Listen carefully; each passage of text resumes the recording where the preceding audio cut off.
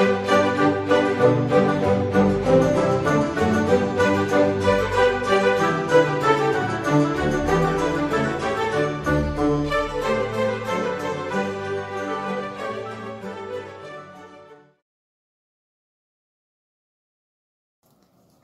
teman-temanku dimanapun berada, bersyukur sekali kita bisa bertemu lagi di kesempatan kali ini ya. Saya berterima kasih sekali untuk teman-teman semua yang sudah memberikan support ya dan dukungannya terhadap channel Noverina Solihin ini. Tanpa dukungan teman-teman semuanya dan ini tidak berarti apa-apa ya. Teman-teman, kali ini saya akan menyoroti ya. Saya akan menyoroti sebuah video dari almarhum Om Mokoginta ya. Nah, Om Insan Mokoginta ini kita tahu bahwa beliau adalah seorang yang getol sekali ya, berdakwah untuk memurtadkan orang-orang Kristen, dan itu memang beliau akui sendiri ya, bahwa beliau ini berkeliling Indonesia untuk memberikan pelatihan ya, bagaimana cara memurtadkan orang Kristen supaya menjadi Islam. Nah, untuk itu saya merasa bahwa ini harus saya tanggapi ya. Mengapa? Karena kebetulan saya dengan beliau almarhum ini itu satu profesi ya. Beliau adalah pendakwah untuk memurtadkan orang Kristen ya, menjadi Muslim, menjadi Islam. Sementara saya adalah pendakwah ya untuk menguatkan iman orang Kristen supaya tidak dimurtadkan atau tidak bisa dimurtadkan oleh orang-orang seperti Om Ihsan Mokoginta ini ya. Jadi bersyukur sekali ya, bersyukur sekali saya punya kesempatan kali ini. Kebetulan saya melihat video-video dan kebetulan saya bertemu dengan video ini. Saya dengarkan, oh sepertinya ini saya wajib untuk menanggapinya, karena untuk menanggapi video seperti ini itu adalah perintah dari Tuhan kita ya, perintah dari Alkitab ya, perintah dari Alkitab. Nah, di sana dikatakan bahwa beritakanlah firman, siap sedialah baik atau tidak baik waktunya, nyatakanlah apa yang salah, tegurlah dan nasihatilah dengan segala kesabaran dan pengajaran ya. Karena akan datang waktunya ya, orang tidak dapat lagi menerima ajaran sehat, melainkan mereka akan memalingkan telinganya dari kebenaran dan membukanya bagi dongeng ya.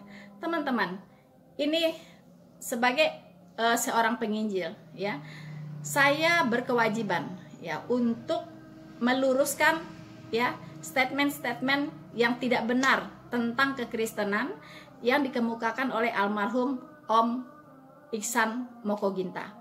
Mengapa saya merasa perlu untuk menanggapi ceramah beliau ini ya? Karena memang itu pertama diperintahkan Alkitab, ya kan? Nah, yang kedua, kalau kesalahan itu kita biarkan, ya kan? Lama-lama akan dianggap sebagai sebuah kebenaran. Ini berbahaya, ya. Ini sangat berbahaya. Untuk itu, sebagai orang yang mengenal kebenaran, ya, sebagai seorang penginjil, ya, itu sangat berkewajiban, sangat berkepentingan untuk menanggapi video ini tanpa mengurangi rasa hormat kita kepada almarhum ya, yang memang saya juga turut ya mengucapkan duka cita yang sedalam-dalamnya ya, dan malaikat pun pasti berduka cita juga gitu ya, karena kepergian almarhum ini ya. Malaikat di sorga pun pasti berduka cita ya, karena pelayanan beliau luar biasa ya saat masih hidup. Ya, jadi kita mendoakan semoga keluarga yang ditinggalkan diberi kekuatan dan penghiburan oleh Tuhan Yesus. Ya, untuk itu kita berharap tetap semangat ya, keluarga tetap semangat dan memang siapapun bisa dipanggil pada saat yang tidak disangka-sangka. Ya, oke, teman-teman, untuk menanggapi video dari Om Ihsan Mokoginta almarhum, kita akan lihat dulu, akan mendengarkan dulu apa yang beliau katakan ya lewat videonya ini. Teman-teman, sebelum kita mendengarkan video ini ya, saya akan mengatakan bahwa tidak semua dari sepanjang video ini akan saya tanggapin. Saya akan mengambil poin-poin yang urgent ya, yang saya rasa harus saya handle begitu ya. Dan itu kita akan melihat satu persatu apa yang harus kita sorot, harus saya sorot gitu ya, teman-teman. Untuk itu kita akan mendengarkan dulu salah satu dari statement beliau. Ya, kita dengarkan ya teman-teman ya. Maka tema-tema saya ya seperti ini. Samakah Isa alaihissalam dalam Quran dengan Yesus dalam Injil? Ya, tidak sama. Mana yang bisa dipercaya, Alkitab atau Al-Quran? Alkitab dong. Atau orang Kristen ya Alkitab. Iya, pasti.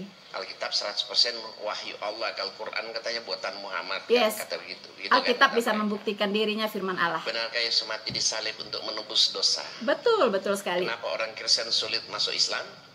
Ya, mereka gimana merasa ya? Yesus sudah begitu baik. Mana ada orang katanya seperti Yesus sampai dia rela mati di kayu salib. Amin, amin, amin. Mengorbankan dirinya untuk menebus dosa mereka. Betul. Nabi-nabi pun mengatakan demikian. Iya, kualat betul. Ya, sudah dijamin pasti masuk surga. Yes, amin, amin. Pindah ke agama Islam, katanya Islam. Nggak mungkin dong. Insya Allah. Iya. Insya Allah kata mereka. Iya betul. Itu, kan? Masih insya Allah, masih mudah-mudahan. Berdakwah kepada orang non Muslim. Ya. Itu sebenarnya merupakan salah satu perintah Allah yang harus kita tunaikan. Nah, ya. Tapi sangat sedikit sekali orang yang mau melakukannya. Sedikit ya. Bahkan dalam Quran Allah wahyukan kepada Rasulullah SAW, Allah perintahkan kepada Rasulullah SAW, ajak orang-orang yang diberi Alkitab ini masuk Islam. Supaya mereka mendapat petunjuk. Iya. Surat 3. Surat Ali Imran ayat 20. Yes. Surat Ali Imran ayat 64. Iya, iya, Allah memerintahkan kepada Rasulullah suruh mereka masuk Islam. Ya, kembali kepada kalimat tauhid. Oh iya iya, harus dimualafkan semuanya ya yang memegang Alkitab. Berarti orang Kristen harus masuk Islam semua ya. Oke. Bahkan terkadang ada orang mengatakan begini, untuk apa kita berdakwah kepada orang non Muslim?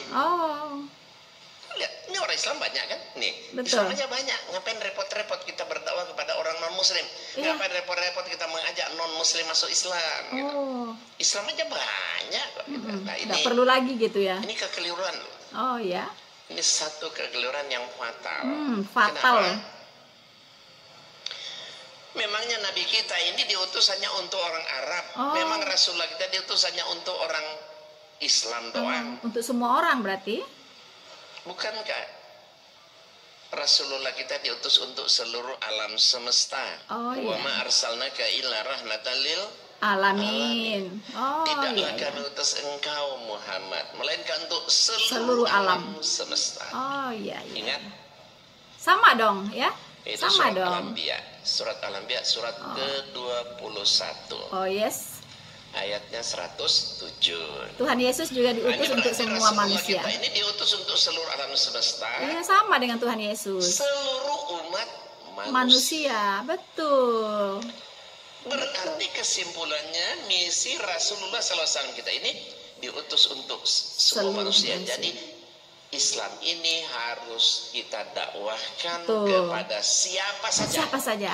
Nggak peduli dia suku bangsa apa. Asal masih bernama manusia, dakwahin. Semua kena dakwah Islam.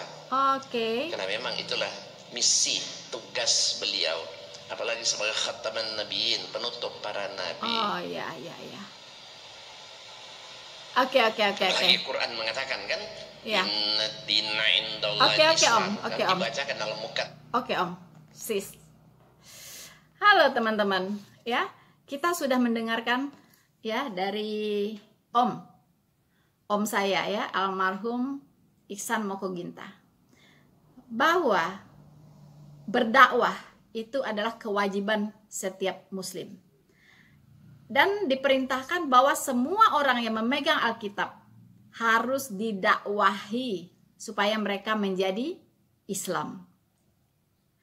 teman-teman, lalu apa bedanya dengan perintah dari Tuhan Yesus sendiri sebelum Islam ini ada? Yaitu, pergilah ke seluruh dunia, beritakanlah Injil kepada semua makhluk, ya. Baptislah mereka dalam nama Bapa, Putra, dan Roh Kudus, dan ajarlah mereka. Ya kan? Dan di ayat lain diperintahkan juga, ya. Sebarkanlah Injil, ya, sampai ke ujung-ujung bumi, ya. Siapa yang percaya diselamatkan, siapa yang tidak percaya akan dihukum. Ya, jadi Injil harus disebarkan, diberitakan kepada semua makhluk, ya. Beritakanlah Injil kepada semua makhluk, ya, tanpa terlewati artinya, ya kan? Nah, teman-teman, sekarang pertanyaan saya, apakah Allah yang memerintahkan Muhammad, ya, dengan yang memerintahkan semua orang Kristen supaya memberitakan Injil, apakah dari sumber yang sama? Apakah dari sumber yang sama? Logika sehatnya begini. Orang yang memegang Alkitab itu adalah orang Kristen. Iya kan? Nah, orang Kristen ini diwajibkan untuk memberitakan Injil kepada semua makhluk sampai ke ujung-ujung bumi, tanpa kecuali siapapun dia. Lalu kemudian 600 tahun kemudian datang perintah lagi. Orang yang memegang Alkitab ini, ya, yang sudah punya iman dengan Alkitab ini, itu harus didakwahi lagi. Harus didakwahi supaya menjadi Islam. Artinya pindah gerbong dong, ya kan? Tadinya masuk gerbongnya Tuhan Yesus, ujuk-ujuk 600 tahun kemudian ada orang mengatakan, pindah gerbong, ya, gerbongnya Islam. Jadi bagaimana logika sehatnya? Mana logika sehatnya? Ya, Tuhan sudah mengatakan, ya, bahwa Injil harus diberitakan kepada semua makhluk. Ya kan? Supaya semua manusia ini diselamatkan. Dan di kalimat akhirnya Tuhan berkata, Aku akan menyertai engkau sampai kepada akhir zaman. Ya, jadi para pemberita Injil ini akan disertai, ya, oleh Tuhan Yesus sampai kepada akhir zaman. Lalu kenapa pula sebelum akhir zaman tiba-tiba ada orang yang suruh pindah lagi? Gitu. Ya, mendakwahi kita lagi supaya meninggalkan Alkitab. Meninggalkan pekerjaan kita. Gitu, ya. Meninggalkan iman kita. Lalu pindah ke iman yang lain. Ibarat kita naik kereta api mau ke Amerika, di situ stasiun terakhirnya Amerika. Baru separuh jalan datang tiba-tiba orang suruh pindah kereta. Artinya tujuan kita tidak tercapai, ya. Kita tidak akan mencapai tujuan kita karena tiba-tiba disuruh belok, gitu loh. Teman-teman, bagaimana teman-teman menanggapi hal ini? Kalau saya menanggapi ini sesuatu yang aneh gitu, ya kan? Karena sama halnya gitu, ya, sama-sama diperintahkan untuk berdakwah, tapi imannya kan berbeda, ya kan? Bahkan Tuhannya juga berbeda. Kalau Tuhannya sama, tidak mungkin di sana suruh masuk ke sini, ya, ke gerbong ini, yang di sini suruh masuk ke gerbong ini, nggak mungkin, gitu. Pasti berbeda. Yang satu suruh mengimani ini, yang satu lagi suruh mengimani itu, beda banget, ya. Nah, bagaimana teman-teman? Bingung sendiri, ya, nggak usah bingung, ya, karena kebetulan yang lebih duluan ada itu adalah Alkitab. Sebagai umat Kristen, kita pegang saja Alkitab.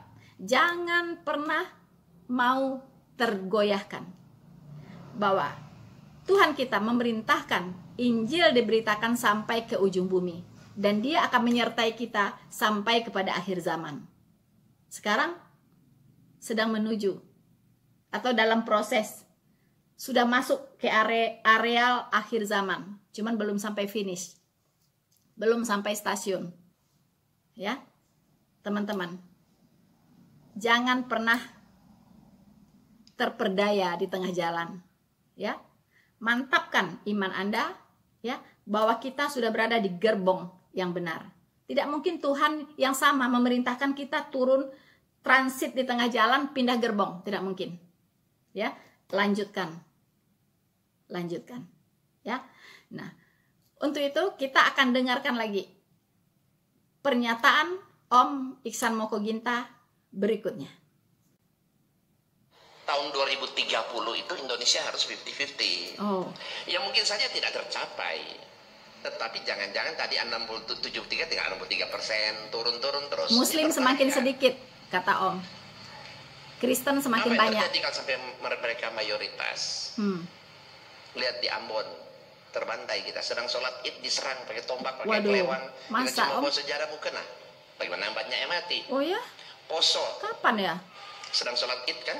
Diserang, dibubarin, bahkan masjidnya dibakar. Waduh, itu nggak benar. Kenapa itu Om. Gitu? Karena pasti mereka mayoritas, ya kan? Jadi di mana ada mereka mayoritas itu tidak ada toleransi. Oh ya? Toleransi gitu ya Om. Klise, bahasa ya? klise. Oh gitu. Sekarang mereka bilang toleransi, rukun, damai. Iya, karena mereka minoritas di sini. Oh gitu. Oh iya ya. Ya kan? Yang minoritas mereka kita rukun, damai, toleransi. Tapi giliran mereka mayoritas habis kita dibantai. Oh gitu ya. Jadi harus mayoritas Islam ya Om. Nggak boleh ya Kristen, nggak boleh mayoritas gitu ya. Atau 100 tahun itu bahaya ya Om. Kita semua mungkin sudah mati. Tapi kasihan nasib anak cucu generasi kita. Mereka yang terbantai loh. Iya, kasihan ya Om. Sampai 50-50 apalagi lebih. Waduh. Makanya kita harus berdoa. Bagaimana caranya mengembalikan Indonesia ini menjadi muslim 90% lagi seperti zaman dulu. Berdakwah ya Om ya. Bagaimana caranya? Ini yang perlu kita. Makanya saya menatar keliling-keliling Indonesia, menatar kader-kader yang bisa berdakwah kepada mereka sebanyak mungkin. Iya. Kenapa umat Islam mudah dimurtadkan? Oh iya. Pertama, begitu Om. Oke. Ya. Jadi step by step ya. Step by step kita tanggapin.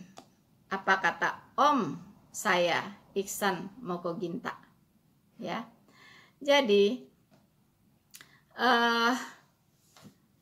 beliau sangat mengkhawatirkan ya, dengan arus pemurtatan akhir-akhir ini terjadi begitu besar di Indonesia. Ya. Dan beliau melihat dari statistik itu pertambahan jumlah orang Kristen di Indonesia ini semakin meningkat, sementara Muslim semakin menurun. Nah, ini sangat mengkhawatirkan beliau, karena itulah beliau ini keliling Indonesia melatih kader-kader, ya, kader-kader tangguh tentunya untuk berdakwah kepada siapapun, ya, kepada siapapun. Yang penting dia orang Kristen harus didakwahi, begitu ya.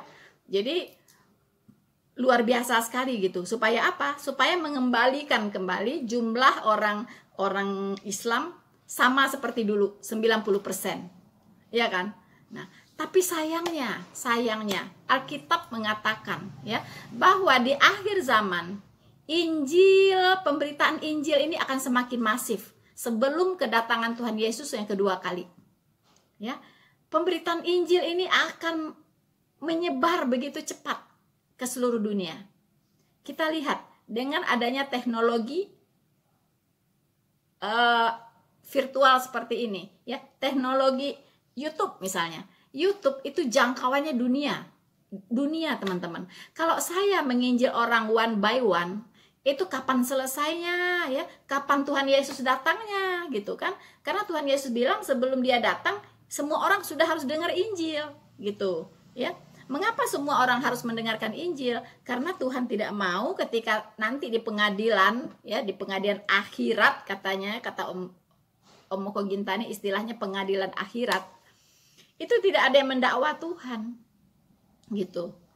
Saya nggak pernah kok mendengarkan Injil. Kenapa kok saya harus dihukum di neraka? Saya kan nggak pernah memberitakan mendengarkan berita Injil begitu, ya. Jadi untuk itulah, ya, Injil harus diberitakan secara masif, ya. Kenapa Corona Tuhan izinkan terjadi, COVID-19 Tuhan izinkan terjadi? Karena dalam penggenapan ini juga semua orang berada di rumah, ya kan? Teman akrab setiap orang adalah gadgetnya. Dia tidak bisa berinteraksi dengan manusia di luar sana. Dia tidak bisa berinteraksi seperti biasanya dengan teman-temannya. Mereka berinteraksi, mencari hiburan itu hanya melalui gadget. Nah, ketika semua orang di rumah, dirumahkan di seluruh dunia, bukan cuma Indonesia, seluruh dunia mengalami ini, dirumahkan, work from home, ya kan? Disitulah kesempatannya orang bisa mendengarkan Injil, berita Injil dengan full heart, ya. Dia begitu banyak penginjil-penginjil aktif di YouTube, bertumbuh seperti jamur, ya kan? Seperti contohnya saya sendiri. Dulu saya menginjil lewat Facebook, satu-satu dijawab, sampai capek tangan, sampai tengah malam menjawabin satu orang itu, ya, sampai wah, pokoknya senam jempol terus gitu, ya. Nah, itu satu orang bisa kadang 2-3 hari gitu melayani satu orang, sampai dia paham nggak paham pokoknya, gitu kan. Nah, tapi dengan adanya teknologi, terutama YouTube ini, saya sangat bersyukur sekali, ya. Saya sangat bersyukur sekali dengan duduk di depan kamera seperti ini, dan ini bisa disaksikan oleh orang di seluruh dunia, ya, sampai ke Amerika, ya, sampai ke Malaysia, ya kan?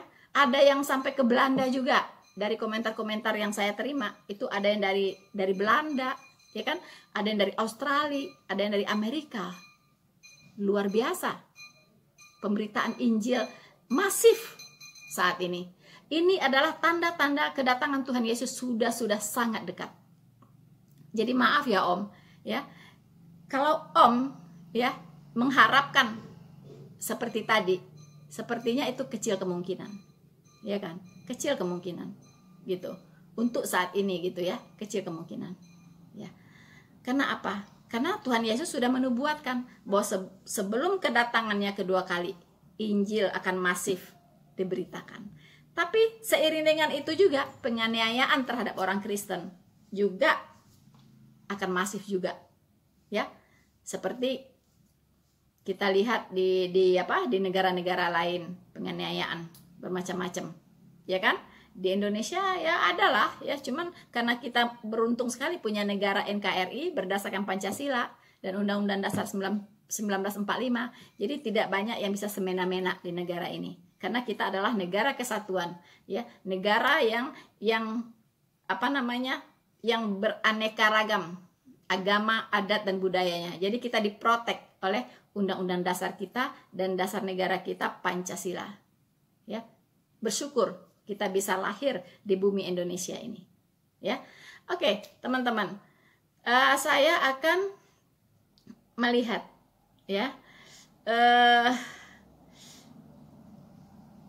Kita dengarkan dulu ya, mengapa orang Islam, kata Om ini, begitu mudah dimurtadkan? Mengapa? Ya, kalau hanya Om Moko Ginta bicara tentang Islam, tentang bagaimana orang Islam kok mudah dimurtadkan, bagi saya nggak ada masalah. Saya tidak perlu menanggapi. Tetapi ketika itu dikait-kaitkan dengan iman kekristenan, saya sangat berkepentingan untuk menanggapinya. Ya, ada beberapa penyebab, ya, mengapa orang Islam sangat mudah dimurtadkan menurut Om Moko Ginta. Ya, saya harap teman-teman Muslim juga ikut mendengarkan ini secara serius. Ya, oke, kita dengarkan bersama-sama. Banyak umat Islam itu awam dari paham. Nah, tidak awam itu kan? Ya. Lebih banyak umat Islam awam daripada paham. Betul. Iya. Bisa ngaji tapi nggak tahu artinya. Banyak umat Islam awam semua. Iya. Kalau baca Awam Quran, kata Om. Dia lancar baca kan, dia nggak pernah tahu artinya. Itu dia, kayak kan? saya dulu. Iya. Bahkan Quran ada terjemahnya belum tentu ada di kampung-kampung. Coba perhatiin. Saya beli loh Om. Semua. Saya beli loh yang tafsiran. Baca bisa tersesat ya, bagaimana kita bisa paham Quran kalau artinya kita tuh ingat tuh ya Muslim ya, larangannya kalau kita baca tanpa dimengerti. Tuh ingat tuh pesan Om. Itu orang di pedalaman, pada awam ini bukan berarti hanya orang desa pedalaman pinggir, tidak. Awam itu menyeluruh. Di perkotaan juga banyak orang Islam awam. Parah ya. Dia mentereng kaya raya, S1, S2, S3 doktor. Waduh, parah. Banyak awam itu. Iya. Padahal tinggal dibaca ya Om. Jago hebat ya, tapi pemahaman tentang Islam Indonesia banyak awam. Tuh dengerin tuh ya. Coba, maaf awam saja, coba kira-kira kalau presiden kita dikasih Quran, bisa baca nggak kira-kira? Presidennya juga awam. Aduh. Bisa nggak kira-kira Pak? Hah? Nggak bisa. Nah, presiden pun nggak bisa. Kalaupun bisa, paling terbata-bata lagi kira-kira gitu Pak ya. Nggak bisa ngaji ya Om ya. Bu Megawati. Waduh. Ibu Megawati nggak bisa katanya. Tapi kasih Quran, ini presiden-presiden dulu, kira-kira bisa baca nggak? Oh ya ampun. Baca dan Rasulullah Sallallahu Alaihi Wasallam ya. Nabi Muhammad Sallallahu Alaihi Wasallam itu berulang-ulang sama terus ya kan? Di YouTube kan berdalih itu kan rame kan? Untuk ucap itu aja nggak bisa loh, berulang-ulang salah terus. Oke. Kembali bisa. Jadi mengapa ya? Mengapa orang Islam sangat mudah dimurtadkan? Kata Om Moko Ginta itu karena banyak orang Islam ini awam, ya, bisa ngaji tapi nggak tahu artinya, sama kayak saya dulu. Saya kan sudah bilang, ya kan? Saya khatam Quran usia 9 tahun, ya kan? Tapi enteknya arti nak, ya, nggak tahu apa yang dibaca, nggak tahu. Nah, cuman bedanya saya punya keingintahuan. Ya, saya sangat ingin tahu apa isi, apa arti dari yang saya baca. Ya, makanya saya beli Al-Quran yang ada tafsiran, ada terjemahannya. Itu yang saya baca. Dan bahkan saya tidak baca lagi tuh tulisan Arabnya. Saya hanya fokus baca tulisan yang berbahasa Indonesianya saja, gitu. Supaya saya tidak awam begitu, ya. Tapi, waduh, gimana hendak dikata ya? Ketika saya membaca Al-Quran itu dan tahu artinya, justru saya jadi murtad, ya kan? Justru saya meninggalkan Islam. Bagaimana itu, Om? Ya kan? Nah, ini sebuah fenomena yang aneh memang, ya kan? Dan ada rumor di luar sana mengatakan jangan baca Al-Quran itu, nggak usah tahu artinya nanti murtad. Ada yang begitu. Om Moko Ginta juga ngomong gitu. Kalau ada yang bilang begitu, ya nggak usah tahu artinya lah, nanti murtad begitu. Saya juga bingung kenapa bisa begitu ya. Tapi itulah kenyataan, ya. Begitulah kenyataannya. Oke, teman-teman, kita lanjutkan, ya. Apalagi yang menyebabkan orang Islam itu mudah murtad?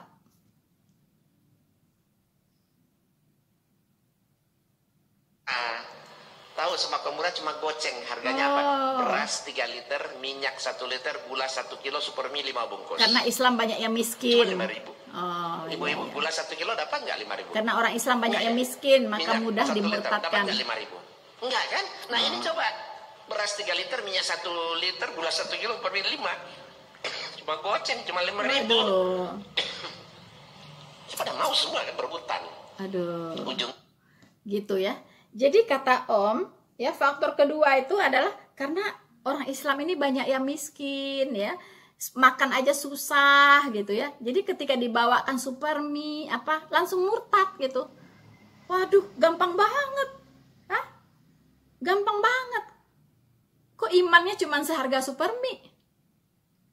Aduh Om, kalau saya nggak pernah tuh Om ngalamin, ya. Karena apa Om? Karena saya tidak pernah didakwahi atau diinjili.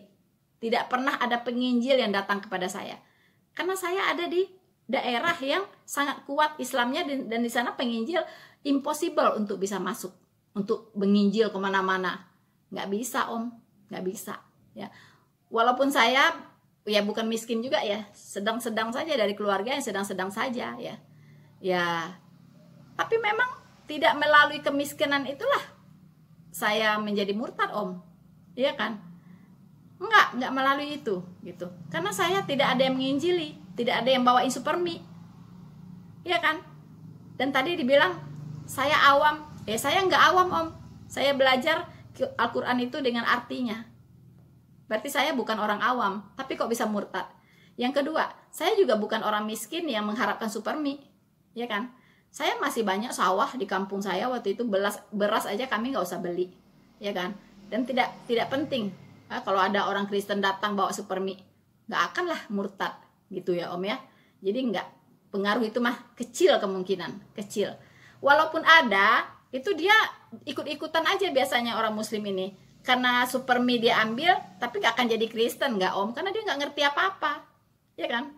Paling ya superminya diambil, tapi imannya ya tetap Islam gitu, karena dia nggak ngerti gitu. Yang bisa membuat orang bertobat itu adalah mengerti apa yang akan dia imani, mengerti jalan keselamatan yang akan dia peroleh gitu. Tapi kalau orang miskin, terus awam, terus satu lagi Om, ya, Om bilang berpendidikan rendah, ya kan? Coba kita lihat, Om bilang berpendidikan rendah. Itu apa? 9 kakak murtad masuk Kristen, orang bertiga. Karena lebih banyak umat Islam itu berpendidikan rendah daripada tinggi. Tuh. Jadi apa? Umat Islam banyak berpendidikan rendah daripada tinggi, ya. Makanya bisa mudah sekali untuk murtad gitu. Tetapi maaf ya Om, saya lumayan loh pendidikannya Om. Ya. Saya menyelesaikan S1 saya di sekolah-sekolah yang semuanya sekolah-sekolah terbaik dan di universitas yang terbaik.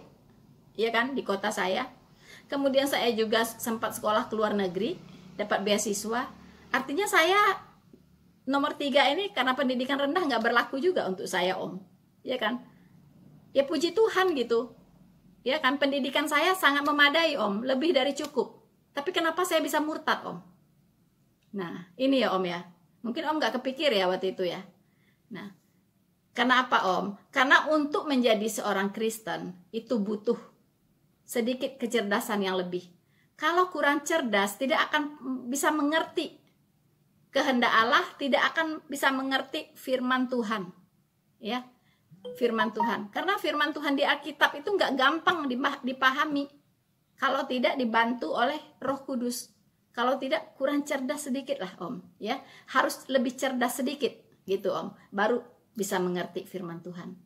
Untuk mengerti bahwa Allah itu tidak 3 saja, itu butuh kecerdasan dan butuh hikmat dari Roh Kudus.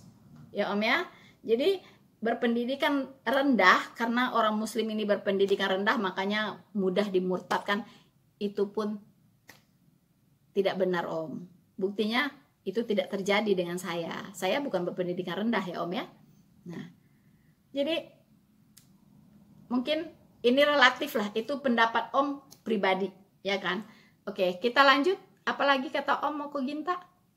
Bisa nggak kita terima semua agama sama semua agama dan semua pemulaan masuk surga? Bisa diterima nggak? Oke. Oh, tidak. Saya paham. Maksud Omnya gini, banyak muncul sekarang Islam universal, ya. Islam universal itu menganggap semua agama itu sama, makanya dia mudah dimurtadkan, ya kan? Nah, jadi dia tidak menganggap lagi agama satu dengan agama yang lain itu berbeda, sama baiknya gitu. Semua agama sama baiknya gitu.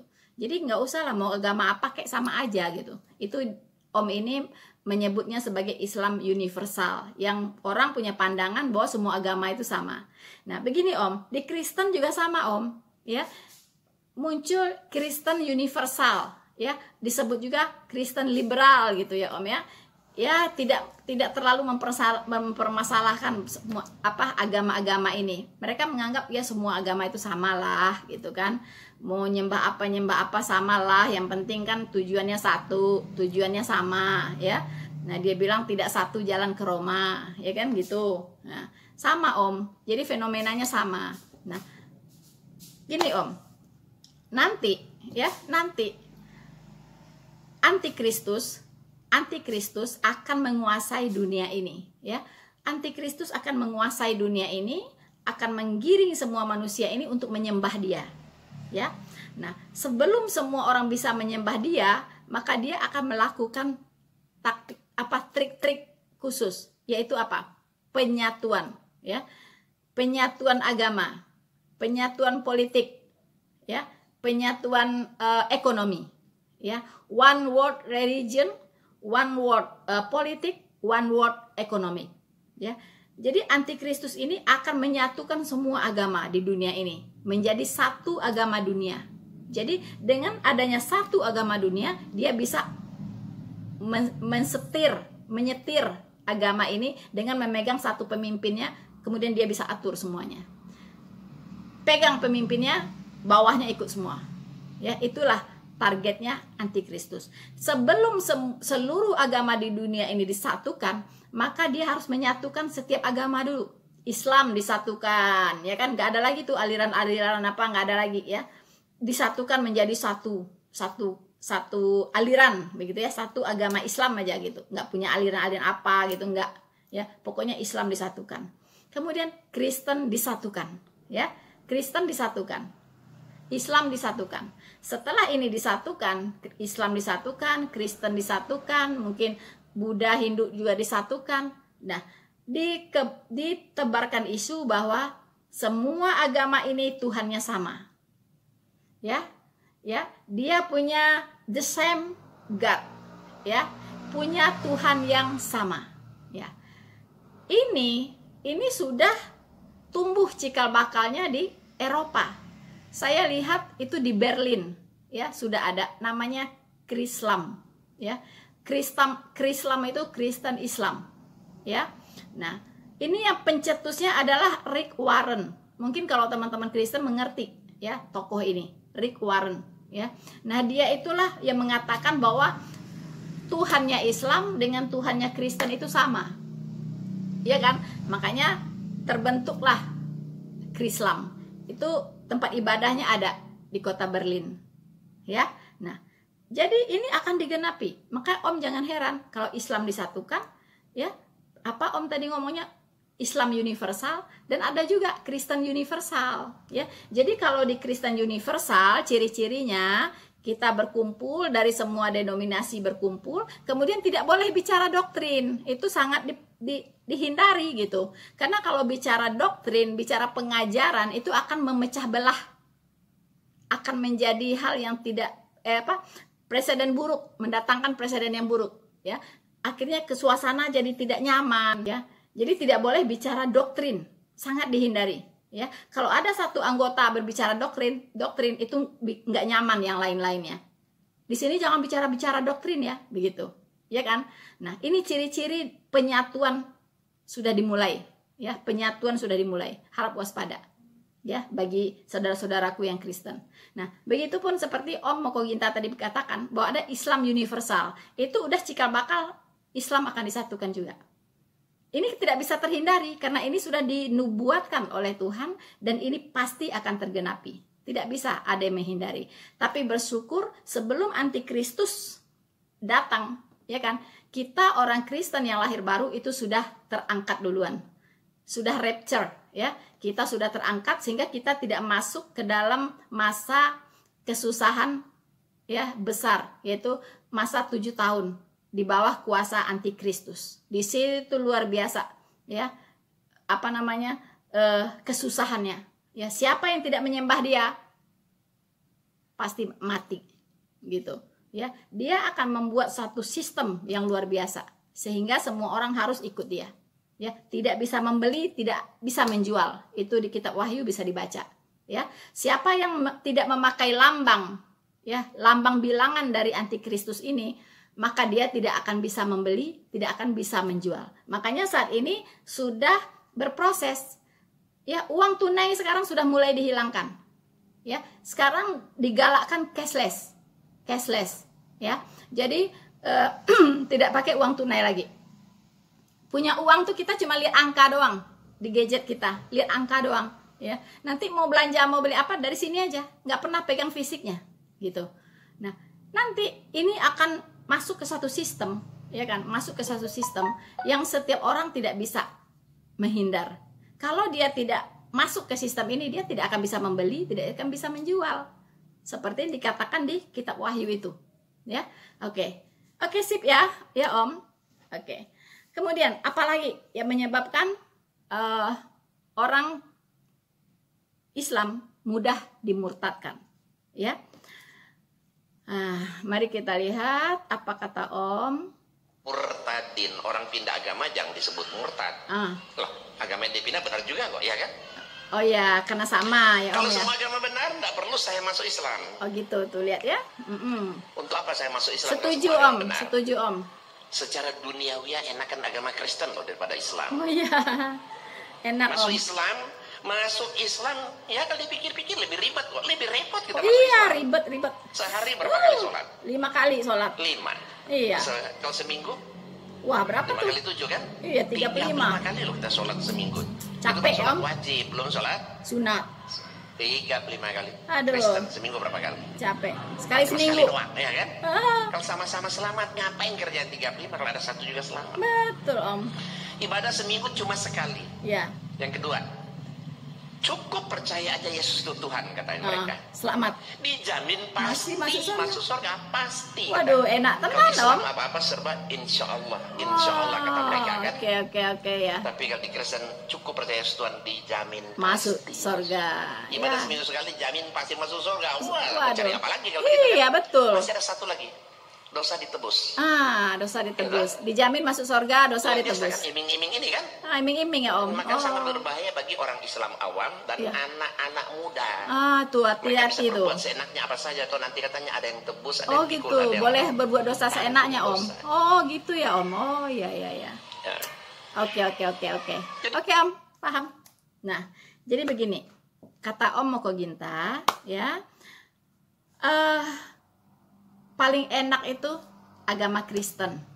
Ya kan? Pertama, dosanya diampuni, ditebus, ya kan? Dia ditebus, pasti masuk surga.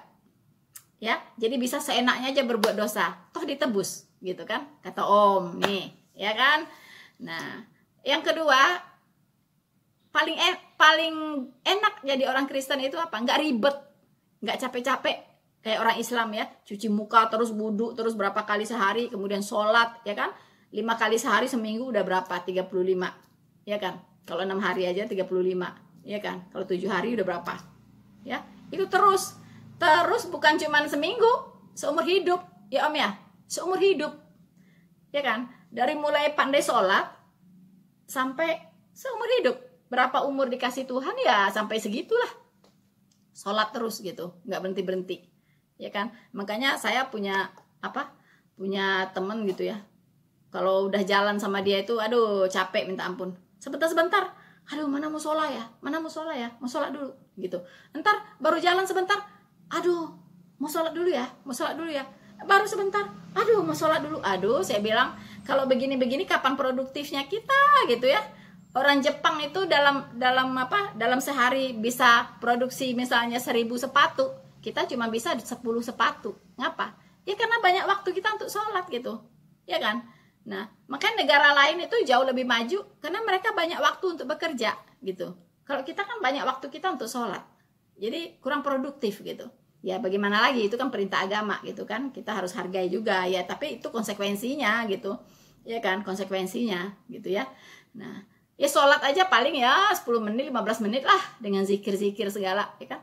Tapi kan sekarang tetap bengeknya yang banyak, ya kan, mau ini dulu gitu, ya kan. Nah itu, jadi kalau dilihat ya memang sih ribet gitu kan.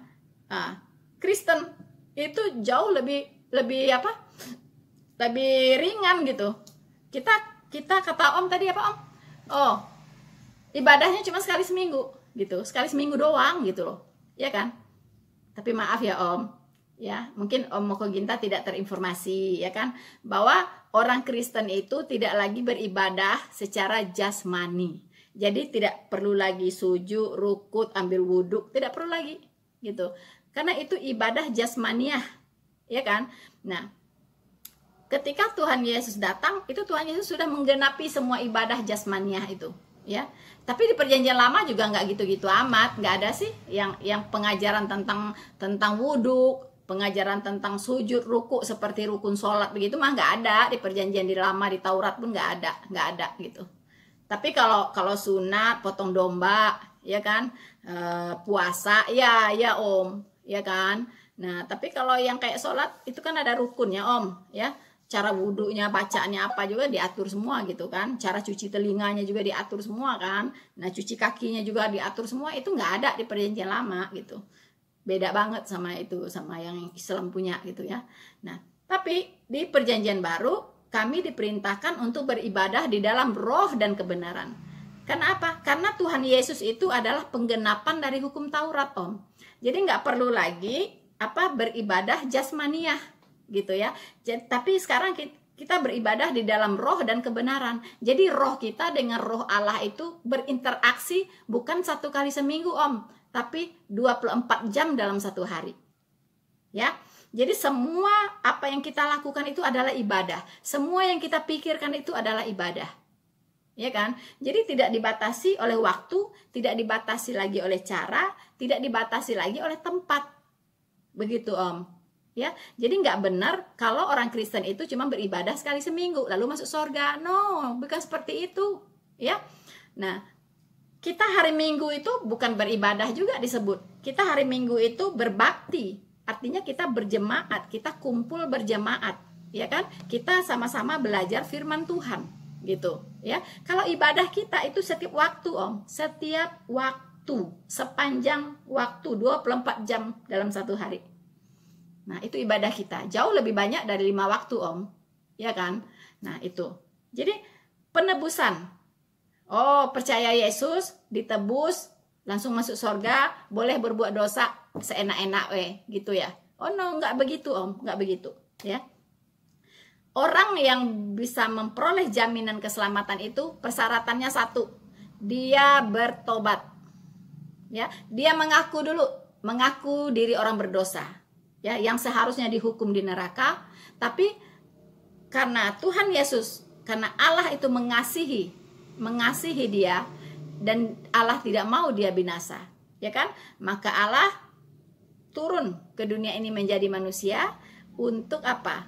Untuk menggantikan orang yang sudah bertobat dan percaya tadi dihukumkan Om, ya. Karena apa? Upah dosa adalah maut. Jadi semua orang berdosa harus masuk ke neraka. Nggak ada yang bebas dari hukuman, ya.